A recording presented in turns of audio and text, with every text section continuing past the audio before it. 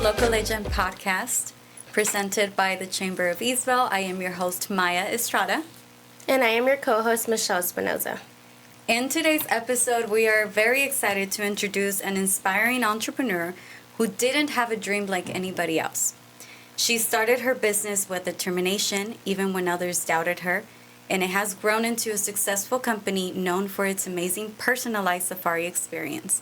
She has taken mayors, government officials, corporate leaders, authors, and just people who like the overall experience.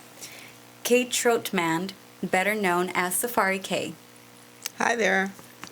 So Kay's inspiring journey has been featured in the Neighbors of Eastville magazine September edition, as well as an interview channeled by PBS. She has also spoken at numerous events, sharing her story, and is the author of From Tragedy to Tanzania. She has also been recognized by the Eastville Chamber of Commerce, being awarded the Lifetime Achievement Award, the Ambassador of the Year Award, and the Small Business of the Year. Kay, welcome. Thank you. Thank you for being here, Kay. Thank you. We're very, very intrigued to know your story, and I'm sure everybody else who's listening and watching us will take something to learn from your story. So we'll ask you the first question.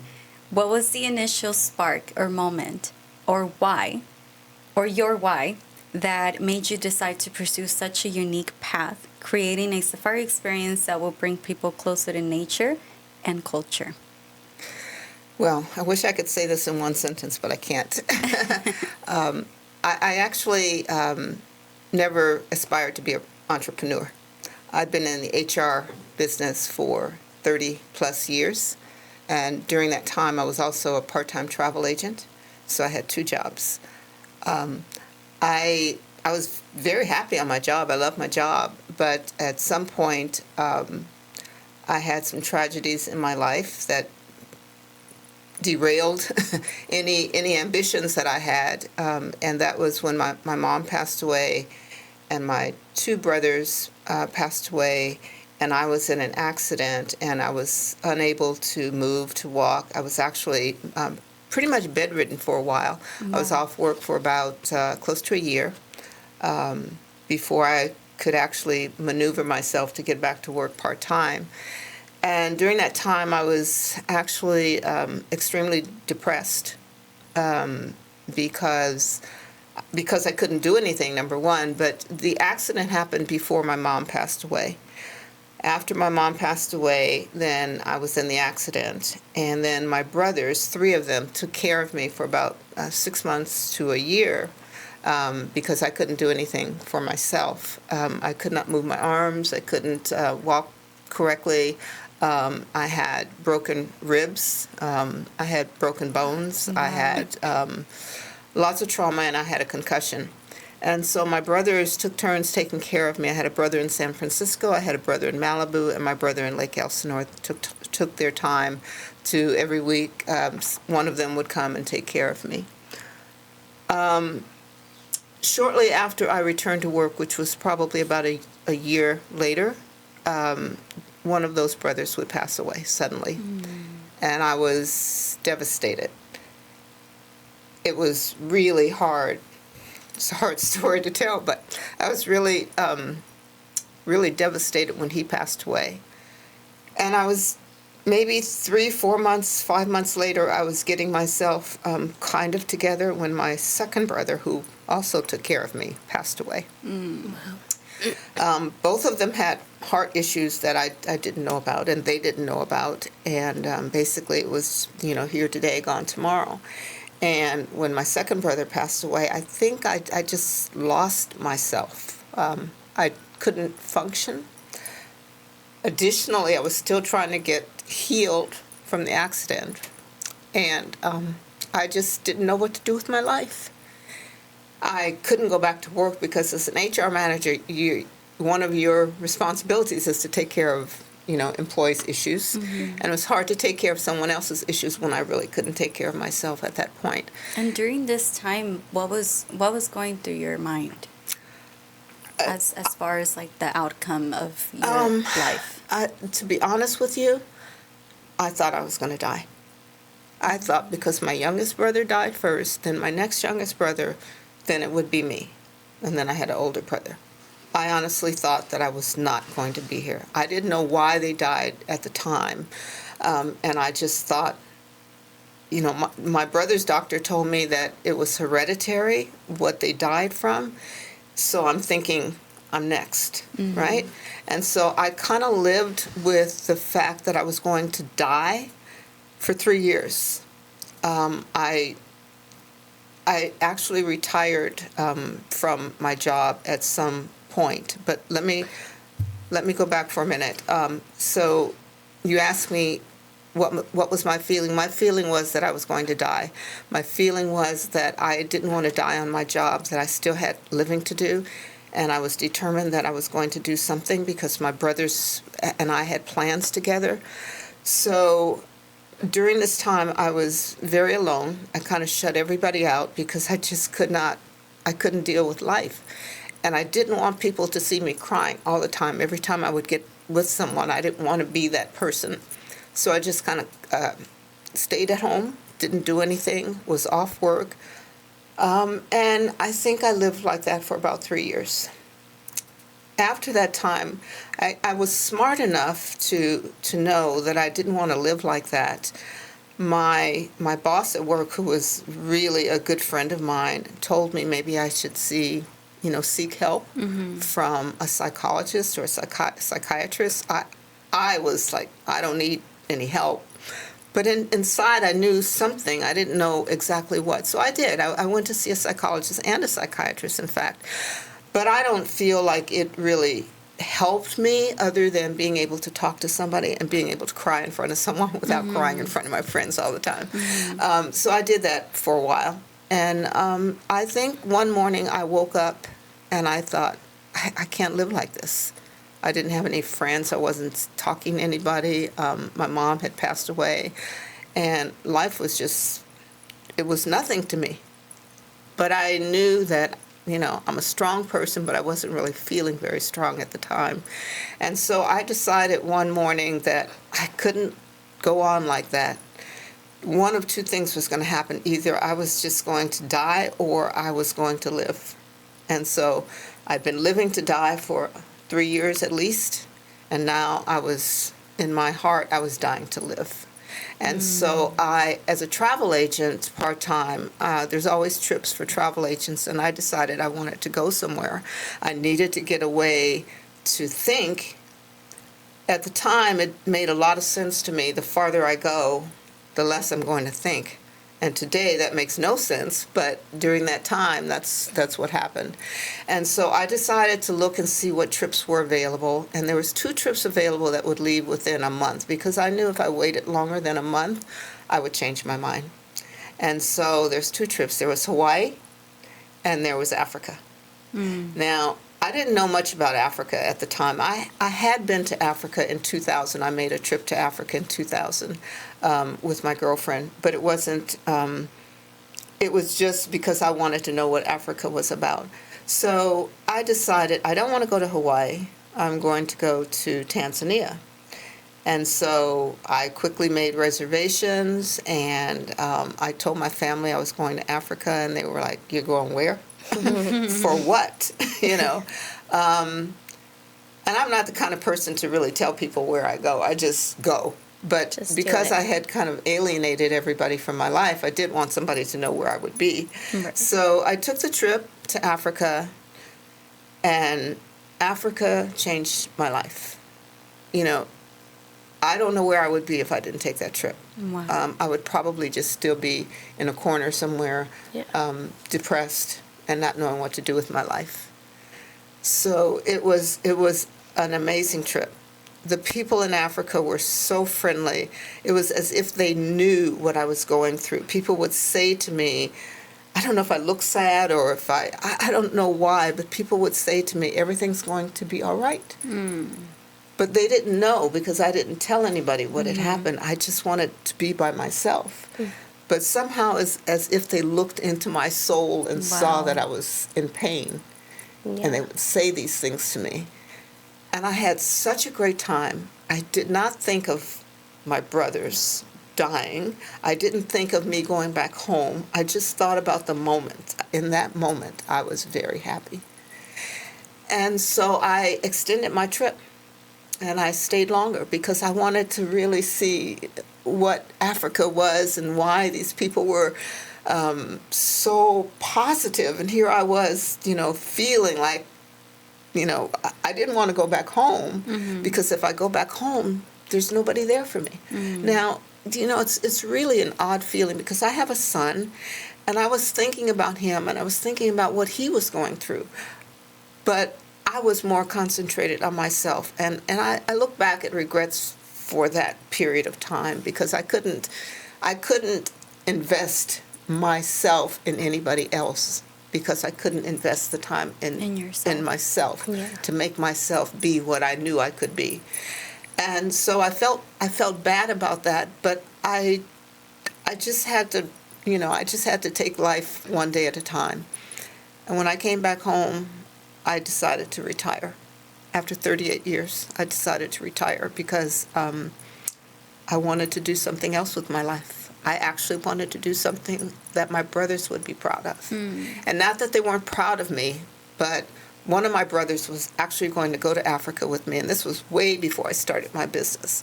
And he had written me a check, and I still had that check when he passed away. And so my life changed after that. And that was the start of thinking about what I would do with the rest of my life. So it wasn't a dream. I didn't have a dream to go to Africa. I didn't have a thought. I didn't have a vision. I had nothing. I had nothing other than my HR experience. And I knew, though, that it was time for me to figure out something else to do with my life. Didn't know what that would be. And that's kind of the beginning of my story. Wow. So you'll say that your why was the pureness and like finding your It was finding healing myself. yourself. It was finding some meaning in life. That I was fulfilled at work, but I was more fulfilled after I started my business, and I didn't know that. I knew nothing about Africa. I only knew Tanzania was in Africa. That's all I knew. Wow. Well, I'm so sorry for your loss, and thank you for sharing that story with everybody. Yes. I know it touched my heart, and I can't imagine what you were going through at the moment. With that being said, I know you faced many challenges on your journey from personal loss to business setbacks. Can you share a specific moment where you felt completely overwhelmed and how you managed to turn that adversity into an opportunity? Well, there's a couple of things. When I thought about doing a business in Africa, I was going to talk to a friend of mine who had a cruise agency, and she wanted to go to Africa, and she wanted to introduce all of her clientele to go to Africa, and we were going to start a business together.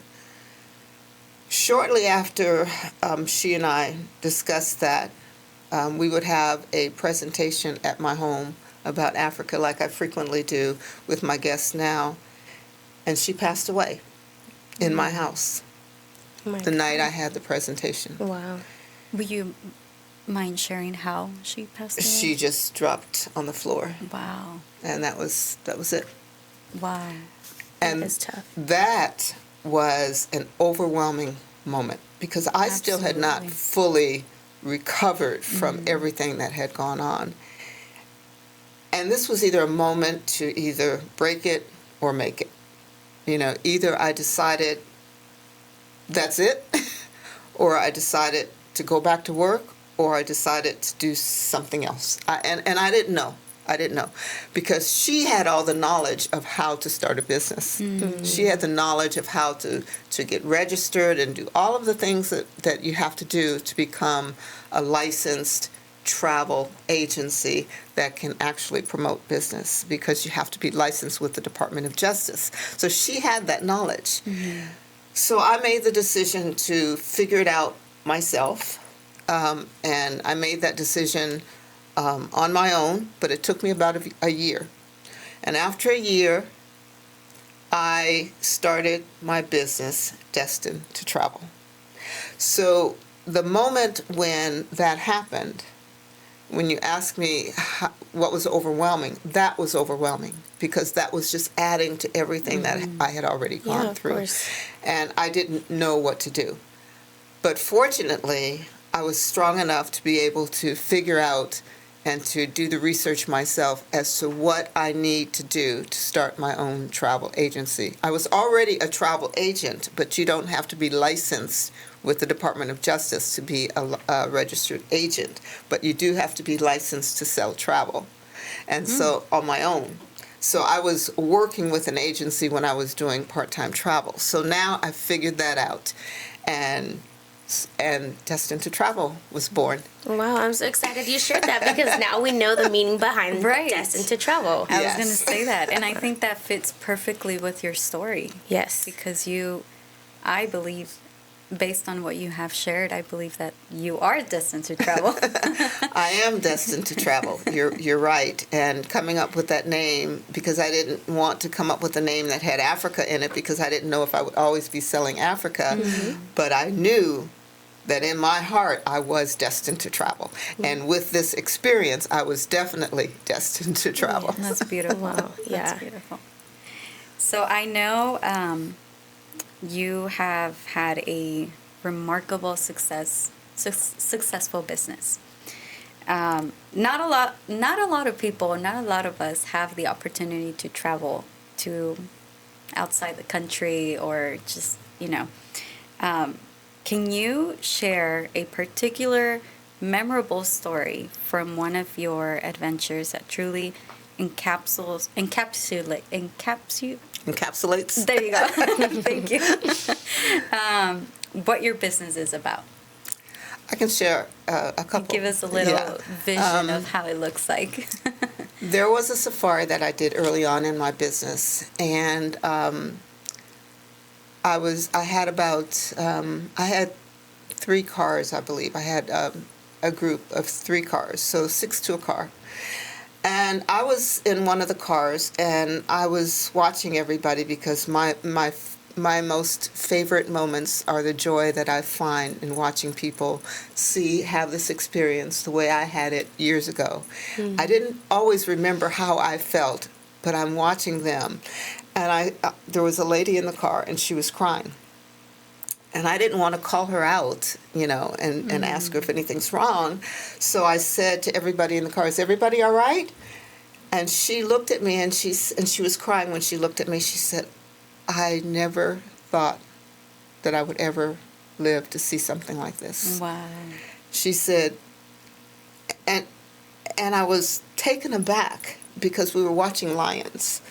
And she looked at me and she said, "My God, Kay, this is an experience that you created for this group, and I hope nobody ever forgets it." She said, being here the way you see wildlife the way it used to exist years and years and years ago, and to be able to sit here in front of it and watch this as it unfolds, I'm just overwhelmed. Yeah. And then her husband chimed in, and he was crying. Wow. And he said to me, "My God, Kay, I never thought it would be like this." Wow. And I felt a moment that I don't think I ever felt. It was just such a moment watching what's in front of us. Right. The lions were eating, and they were just taking it all in.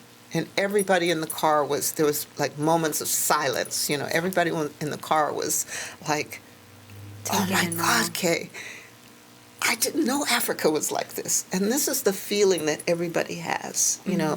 I didn't know that Africa would be like this, because you don't see this on television. You see it on National Geographic. But now they're in their own National Geographic moment. And that just is overwhelming to me. And there was another time when my driver, Paul, who has been my driver for many a year, said to me, because he thought I was a very mean person initially. You have no mean bone. Because you have to realize Africa is a patriarchal society. Okay, so things revolve around the male in Africa. And I didn't know how I was going to do my business in Africa. And I don't know how or why I decided it, but I just knew this experience from my first experience would be something that everybody would appreciate and would enjoy and would be able to actually share. And they would feel the same way that I felt. Now, I felt that way because I had lost a lot of people in my life. But here they were. They're coming because they trust me. They're coming because they know me, and they know that I'm not going to put them in any danger. My driver, on the other hand, I am a woman coming from America to Africa to kind of tell him what we're going to do. You know, and he's thinking that, oh my God, she's very strict. You know, but I explained to him it isn't that. It's that I know what Americans want when they travel. Right. I know what to do. What they're looking for. You know Tanzania, and we need to share that. And I need to listen to you, and you need to listen to me so that we can come together and put together an experience. Not that we're trying to compete with anybody else, but an experience that is going to be different and that our guests will know it's different even if they've never been on safari. And people will tell me now all the time that they realize the little things that I do to make the safari different. And my driver will tell me today how much I've changed his life. Oh. Now he has a life on his own. Yeah. You know, he has a life that we have created together in a safari experience, where now he has a vehicle that he drives, which I purchased initially to start the safari. He has a life that, you know, he has a farm. He can be on his farm when he's not working. He can do things differently than he did before, and he realizes that's only because of me. You know, and not that I'm the mean person that he initially thought, but he knows now, and he tells me all the time now how much I've changed his life and how much I've changed the lives of people in Africa. And he sees that, and other people see it, and that's what actually fuels the energy passion. and the passion to continue to do this, because it's been almost 20 years. And I don't know where the time went. That's amazing. You know? Wow. And Yeah, I dare that's to such a say long that time. you have not only changed their life, but everybody who experiences Africa. Yes. You know, because based on what you shared, you provided the same experience that you had when you first went. Yes. And now you give that opportunity for other people to experience the same feeling and emotions and everything like you did. And that's what I want people to realize, that Africa is not a place where you're going to go and you're going to watch animals 10 days, 12 days, 14 days. You're going to experience the people. You're going to experience the culture. You're going to experience the food. You're going to be amazed at what you experience. And I always try to create different experiences for the guests. And when I have my friends on safari, which a whole lot of my friends have gone, I really want them to see what Africa is, you know, what it is and what it isn't, you know. And at the end of the trip, I think there's never a dry eye in the house when we leave, because I don't like to see them go and they don't want to leave. So, yes, it's an amazing experience is what I can tell you. And I feel like I've changed so many lives by people trusting in me to take them on an experience that they're going to have that they never really thought that they would have, you know, and seeing and meeting people. And the lady who was crying in the car, I remember her telling me, she said, I wish I had known what seeing the children at the children's home was going to be like. Because she said that her heart, it just touched her heart. Yeah. You know, these disadvantaged children experiencing what they are. And we have a nonprofit that we help them go through high school. We actually pay their high school tuition because they would never be able to go to high school on their own. Wow. And so That's so sad. through my guests and through others who have traveled on safari with me, I have actually made it a nonprofit, and people actually see the children. They bring things to the children, and they give of their heart to help these children get through high school. And I'm very happy to say that most of them have completed high school, and there's 7 young ones now that we still are trying to get through high school. And so that's a blessing for me. Yeah, that's really good to hear. What's the name of your nonprofit? It's just called the Make a Difference organization. I don't know how much we're going to continue, to be honest, because after COVID, we have gotten very few donations, and it's costing me more now than it did before. But we will still, whatever we do, even if we don't have the nonprofit, we will still help the children. That is our mission. Very nice. That's really good to hear. So I have another question for you. So what do you hope your story and achievements inspire in others who may be considering starting their own journey? Well, seeing as though I didn't start my business the way I really should have, the way most people do, and the way most experts will tell you to start your business, because I didn't have a balance sheet, I didn't have a business plan, I didn't have money, I didn't have any of those things, But I would say, and I didn't have a passion. I didn't have a passion to start a business.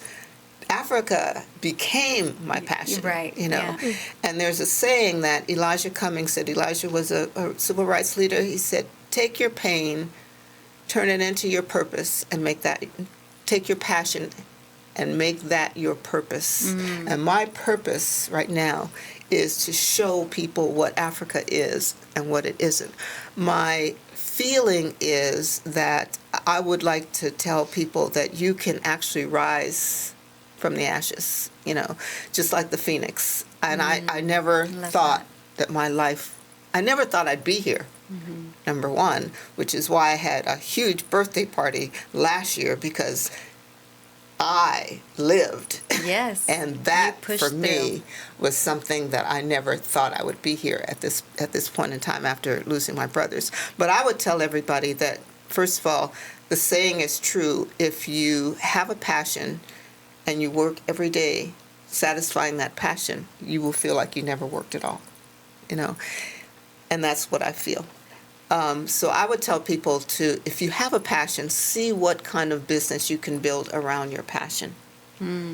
So every day becomes a joy to go to work and not something that you're not looking forward to. That's amazing, because I feel like we can all see that you have that passion. And I think that it's truly amazing that you also have that nonprofit and you give back. So thank you for doing that, because that's really nice to hear. I just can't get over the fact that how it started and the correlation it has to the name of your business. Like, I'm so amazed by that, and I truly do like it. Could you tell us a little bit about your book? Oh, yes. Everyone who travels to Africa with me or hears me talk about Africa always asks me, how did I get into the business? I mean, how did this lady from Chicago, now in California, HR director, how did you go from all of that to Africa? And that's what my book details. It details the story that I told you, how the loss overwhelmed me and how it propelled me to do something else, and how the years of depression changed my life for the worse, and how traveling to Africa and building a business made my life for the better. So that's the whole story. And as you know, telling the story is very emotional, and I can't always tell it without crying. And so that's hard when people ask me, because I can't tell it in 5 minutes, and I can't tell it without emotion. So the book details that, and I can't even read the book today because it dredges up everything. Even my driver in Africa, and by the way, he's more than a driver. He's actually a wildlife expert. He's not just the driver. There's a lot of just drivers in Africa, but he's not just a driver. And he told me it was hard for him to get through. My son told me the same thing. And my son lived it, but he didn't live it the way I lived it. He lived it in his own truth and in his own way. He lost his uncles and he lost his grandmother. And for him, I know that was hard. I know that now, during the time I was going through it, I was just experiencing that myself. And so hopefully the book details what I went through and how I made the decision and how it affected me, the people in Africa, my family as well. Yeah. So I have yet to read the book, but please tell us where we can purchase the book. You can actually purchase it from me. You can also purchase it from Amazon, but if you purchase it from me, I promise I'll sign it. Perfect. And take a picture. Yes, get a copy. So we have our last question.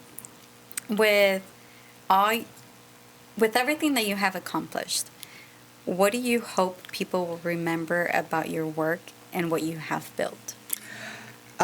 Well, first of all, I hope people can see what I built. I know that many people were with me from the very beginning. Harry was one of them. Harry, who's president of Eastvale Chamber. I had not started my business when I first became a chamber member. It was shortly after that. My business started in 2008 officially, but 2006 was when I actually went to Africa, to Tanzania. I hope that people see over the years, those who have known me, see what I built, and will take advantage of the opportunity to see it and do it before I'm gone.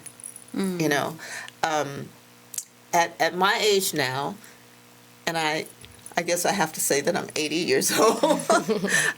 It's been a long 80 time. 80 and strong. 80 and strong, as my cousins and my family would say, 80 and fabulous. So I'll take that. There you go.